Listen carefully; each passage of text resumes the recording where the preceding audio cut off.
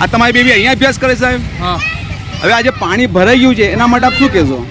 હમણાં આટલું વરસાદ થોડું થયું છે, આટલામાં જો સ્કૂલ ભરાઈ ગયું છે.